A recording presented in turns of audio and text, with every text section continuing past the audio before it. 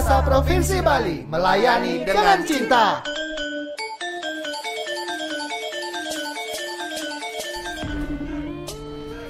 Salam bahasa, sahabat bahasa di mana saja sahabat bahasa berada. Senang sekali saya Nyoman Sutrisna dapat hadir kembali menemani sahabat bahasa dalam program Subasita, Suara Bahasa dan Sastra untuk kita, sebuah program yang digagas oleh Balai Bahasa Provinsi Bali untuk menyebarkan informasi kebahasaan dan kesastraan kepada masyarakat. Program Subasita disiarkan melalui studio Subasita, Balai Bahasa Provinsi Bali.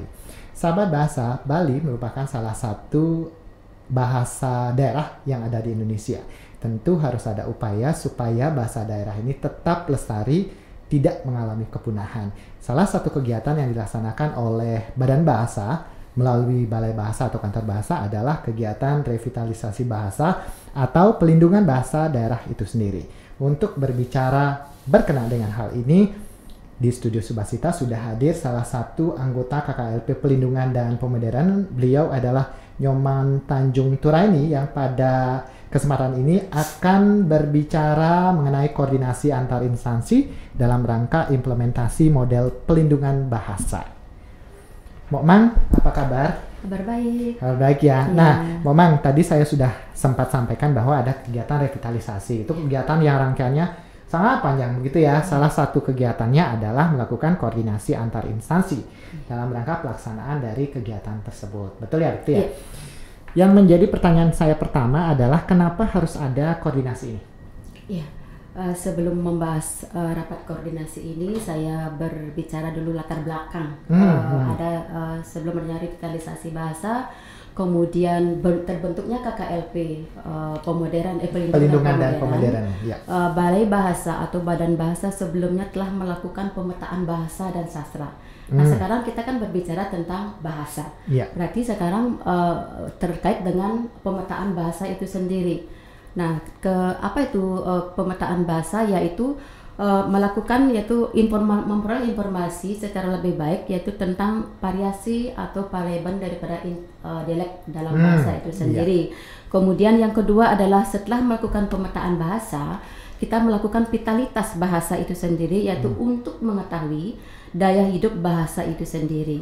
Yang ketiga adalah konservasi bahasa, yaitu untuk mengetahui kebertahanan bahasa itu sendiri. Kemudian yang keempat adalah baru dilakukan revitalisasi bahasa. Nah, terkait dengan revitalisasi bahasa dan dari latar belakang yang tadi yang sudah kita bicarakan, yaitu Balai Bahasa Bali salah satu di antara 12 balai yang mendapatkan mandat yang melaksanakan kegiatan revitalisasi bahasa, yaitu sebagai muaranya nanti adalah Festival Tunas Bahasa Ibu. Nah, sebelum kita ke Festival Tunas Bahasa Ibu, ada rangkaian kegiatan yang dilakukan, yaitu terkait revitalisasi bahasa itu sendiri yang merupakan bagian atau tindak lanjut dari Merdeka Belajar. Salah satunya yaitu tentang muatan lokal itu sendiri, yaitu revitalisasi bahasa. Yang di sini adalah kita berbicara bahasa Bali. Nah, sebelum rapat koordinasi ini, sebelum kita melakukan rapat ada prarapat. Nah, prarapat di sini kita mengumpulkan, yaitu berbicara secara khusus dulu beberapa orang, yaitu kalau tidak salah sekitar 18 orang yang kita undang. Selain panitia ada 18 orang terkait dengan keberadaan bahasa itu sendiri yang Bali. Dalam hal ini kalau bisa dikatakan bahasa Bali bisa dikatakan kategori A, yaitu aman ya. Walaupun aman, tapi tetap kita waspada dalam dalam perkembangannya bahasa itu sendiri. Nah, nanti sasarannya di sini ketika itu Balai Bahasa Provinsi Bali dan saya diberikan mandat mengkoordinir sebelum rapat koordinasi itu. Kita mengundang beberapa pakar seperti dosen, kemudian dari dinas terkait, yaitu Dinas Kebudayaan, Kenapa Dinas Kebudayaan? Karena di sana Dinas Kebudayaan banyak berkecimpung di bidang budaya, bahasa dan sastra itu sendiri. Karena memang tidak bisa dilepaskan bahasa dengan budaya itu ya. Budaya itu sendiri. Kemudian Dinas Pendidikan. Kenapa kita mengundang Dinas Pendidikan itu? Karena terkait dengan tujuan dari sasaran yang kita ingin capai, yaitu tentang berbasis sekolah. Sekolah ya, melibatkan guru dan siswa nantinya itu ya. Sendiri. Kemudian dari Kementerian Agama. Nah, kenapa Kementerian Agama juga ikut kita ajak berdiskusi, yaitu terkait dengan muatan lokal. Dan selama ini di Bali bahasa daerah khususnya tingkat dasar itu sebagian besar diampu oleh guru agama sekaligus guru kelas. Sekaligus beliau adalah mengajar bahasa Bali itu ya. sendiri. Karena memang di sekolah dasar itu kalau saya tidak salah memang tidak ada guru khusus bahasa Bali ya. Betul sekali. Sehingga di sana kesulitan untuk mencari guru bahasa yang benar-benar mengampu bahasa Bali itu sendiri. Karena kita tidak bisa terlepas dari budaya, bahasa dan agama itu sendiri dalam konteks supaya bagaimana revitalisasi bahasa itu bisa terlaksana. Oke, ya itu tadi latar belakang. Tadi sudah sempat disinggung sih sebenarnya tujuan dari pelaksanaan ini, tapi bisa lebih dipertegas lagi memang tujuan dari pelaksanaan kegiatan ini apa? Iya, terkait dengan tujuannya itu, walaupun bahasa Bali itu berada di tahap aman atau dalam hal ini konteksnya adalah bahasa Bali di antara bahasa daerah yang ada seperti Sunda, Jawa dan Bali adalah termasuk tipe A. Namun perlu juga dilakukan revitalisasi, yaitu menghidupkan, tujuannya adalah menghidupkan kembali bahasa Bali itu sendiri dalam konteks ke generasi muda, yaitu ke tingkat sekolah dasar terutama ya, Momang ya. Momang tadi sempat disampaikan bahwa kegiatan ini sasaran utamanya karena revitalisasi yang dilaksanakan oleh Balai Bahasa Provinsi Bali ini berbasis sekolah begitu ya. Jadi sasarannya adalah guru dan siswa atau guru siswa saja? Oh, guru dan siswa. Guru dan siswa.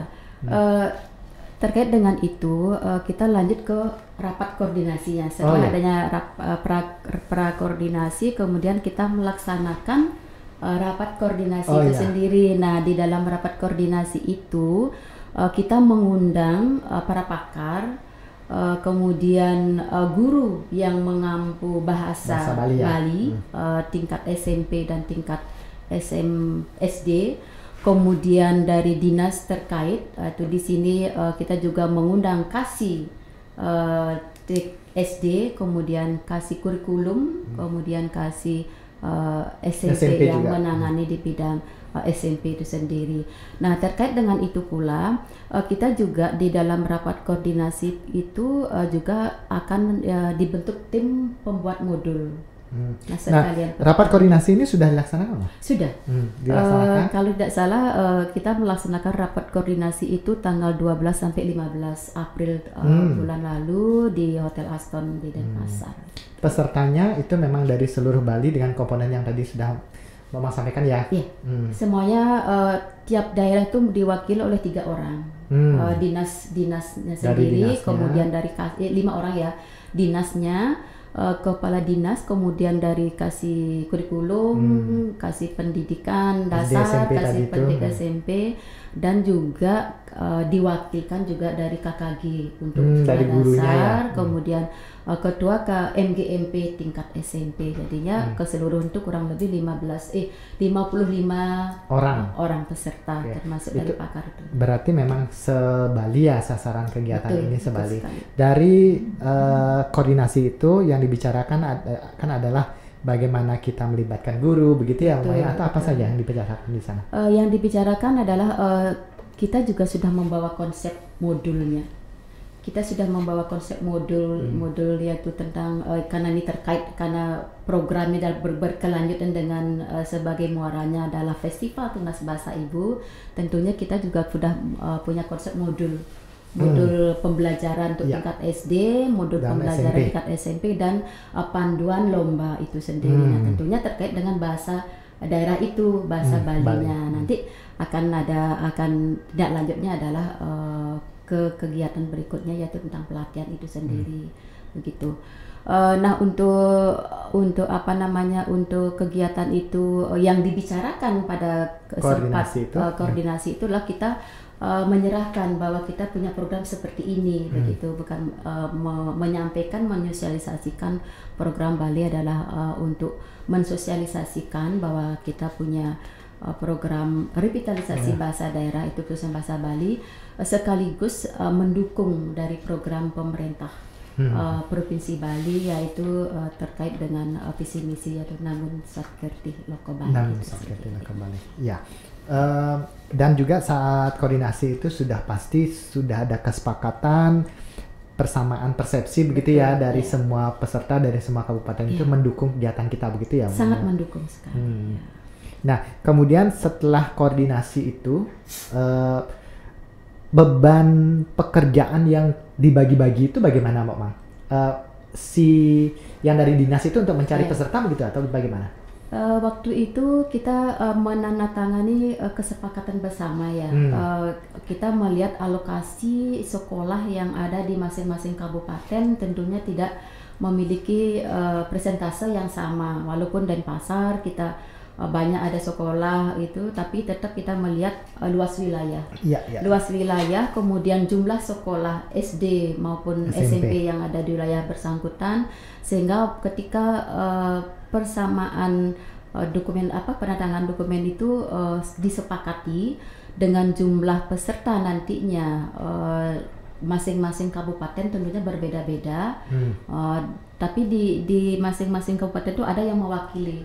Harus ada KKG-nya, ketua KKG atau wakil pengurus dari KKG, kemudian wakil pengurus dari MGMP, kemudian dari sejumlah guru di tiap-tiap sekolah, kemudian dari pengawas. Nah, jadinya keseluruhan peserta itu jadinya setiap kabupaten itu ada yang mewakili, sehingga keterkaitan apa yang ingin kita rencanakan, kita canangkan sebelumnya mereka sudah siap untuk melakukan koordinasi dengan sekolah-sekolah di mana di bawah wilayah kabupaten tersebut. Oke. Berarti dari peserta yang tadi disampaikan 5 orang dari satu kabupaten begitu ya, itu sudah diambil dari semua komponen pendidikan itu ya? Sudah. Dari ujung paling atas dari dinasnya sampai ke gurunya juga ada. Hanya sedikit kendala dari terutama di tingkat dasar yang sekolah dasar itu banyak yang mempertanyakan bagaimana dengan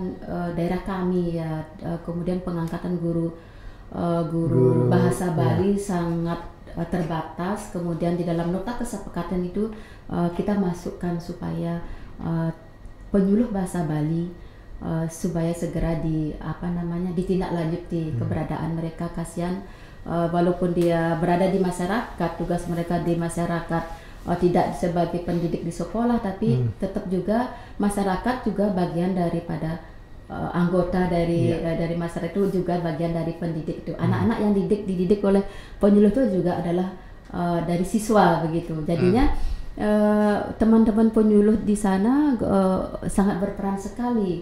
Jadinya mereka tidak bisa semaksimal karena tupoksinya berbeda. Nah, kemudian ada juga masukan ketika kita membuat panduan lomba itu sendiri, karena ini pelaksananya sudah rencana kita bulan November itu kan sudah mulai tahun ajaran baru. Di dalam modul itu kita menyebutkan siswa kelas 3 sampai kelas 6 gitu contohnya ya. Ada yang mengusulkan bagaimana karena kelas 6 itu kan sudah lulus, jadinya bagaimana nantinya kalau kelas 4 sampai kelas 6 begitu. Kelas 6 yang baru jadinya kelas 3 yang sekarang kan sudah kelas 4 jadinya kelas 5 sudah ke kelas 6 jadinya itu masukan untuk kita sih untuk di buku panduan untuk supaya ada revisi sedikit. Nah, nantinya akan kami bicarakan dengan tim apakah itu bisa dilaksanakan. Tentunya harus dilaksanakan supaya bagaimana festival ini berjalan dengan maksimal begitu. Iya. Tadi sempat mau sampaikan kendalanya seperti itu satu kendala. Ada kendala lain tidak? Kendalanya hanya biasanya tentunya kekurangan peserta gitu ya. Peserta dana di daerah kan tidak mungkin di daerah udah ada slot-slot dana gitu, sehingga mereka memberi rekan-rekan pengawas, guru yang hadir di ketika rakor itu supaya sesegera mungkin kita mengajukan surat bahwa ini ada program Festival Tunas Bahasa Ibu itu bulan November itu, jadinya surat yang kita kirim itu sebelum bulan Juli itu semestinya ya, karena mereka di kabupaten masing-masing itu akan merancang anggaran untuk tahun berikutnya ke depannya itu, sehingga ada disisihkan dana sedikit untuk pelaksanaan kegiatan ini. Minimal ada persiapan atau minimal kami ada lomba di tingkat kecamatan, lomba di tingkat ada jenjangnya kabupaten, begitu, ada jenjangnya tidak langsung. Apakah itu pengambilan langsung tinggal nyomot aja di sekolah-sekolah itu langsung ke tingkat provinsi begitu. Minimal inginnya ada jenjangnya itu ya. Jenjang pelaksanaan lomba itu. Baik. Itu tadi salah satu kegiatan dari serangkaian kegiatan revitalisasi ya, koordinasi antar instansi dalam rangka implementasi model pelindungan bahasa, betul ya, Mamang ya. Ada lagi yang mau disampaikan masih dalam tahap koordinasi ini? Tahap koordinasi ini ya tentunya kita perlu persiapan yang matang tugas saya salah satu diberi mandat menjadi mewakili teman-teman tim kepanitiaan, dalam hal ini ada mewakili koordinator dan menjadi koordinator di kegiatan rakor dan prarakor itu. Tentunya persiapan yang kami lakukan yaitu adanya SK dulu dari kantor dari Balai Bahasa Provinsi Bali, sehingga baru kita bisa melangkah. Kemudian adanya kita harus membuat proposal, kemudian menentukan narasumber yang berkompeten di sini yang di bidang yaitu terkait dengan bahasa Bali itu sendiri, seperti para dosen, kemudian budayawan, kemudian sastrawan yang terkait dengan bahasa Bali itu sendiri.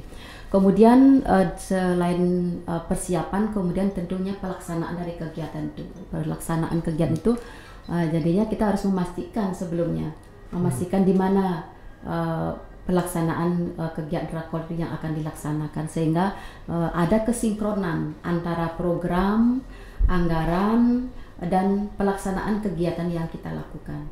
Dan tahap yang terakhir yaitu tentunya adalah dari hasil pertanggungjawaban kita selaku tim pelaksana adalah pelaporan dari itu sendiri, dan tidak lepas dari karena itu pertanggungjawaban kepada administrasi keuangan itu sendiri. Baik. Nah, Mama, setelah koordinasi ini kegiatan apa lagi, rangkaian kegiatan berikutnya? Terkait dengan koordinasi ini, setelah koordinasi apa lagi? Setelah koordinasi ini nantinya setelah adanya kesepakatan dengan para instansi dinas kabupaten kota yang ada di Bali. Kenapa kita bersinergi, berkoordinasi dengan instansi di kabupaten? Karena yang menangani sekolah tingkat dasar dan tingkat menengah di SMP itu adalah kabupaten kota. Yes, betul. Setelah kegiatan ini, setelah adanya kesepakatan, penandatanganan dokumen kesepakatan itu dari hasil kesepakatan ada sekitar 251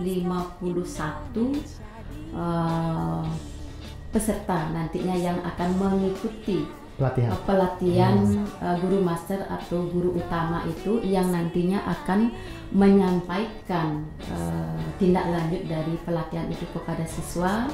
Kemudian dari hasil itu akan diadakan lomba-lomba yaitu dengan festival. Nah nantinya jadinya kegiatan tindak lanjut dari kegiatan rakor ini adalah adanya pelatihan guru master dari 251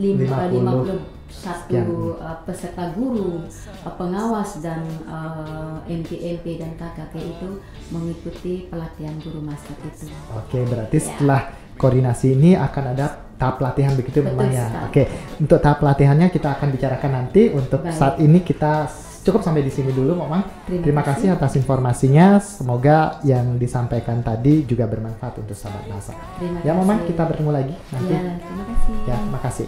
Sahabat bahasa, demikian tadi diskusi saya dengan Ibu Nyoman Tanjung Turaini. Beliau adalah anggota dari KKLP Pelindungan dan Pemodernan yang sudah berbicara mengenai salah satu tahapan kegiatan revitalisasi, yaitu koordinasi antar instansi dalam rangka implementasi model pelindungan bahasa. Semoga apa yang kami diskusikan tadi bermanfaat. Kita akan bertemu dalam Subasita selanjutnya. Salam bahasa. Salam bahasa.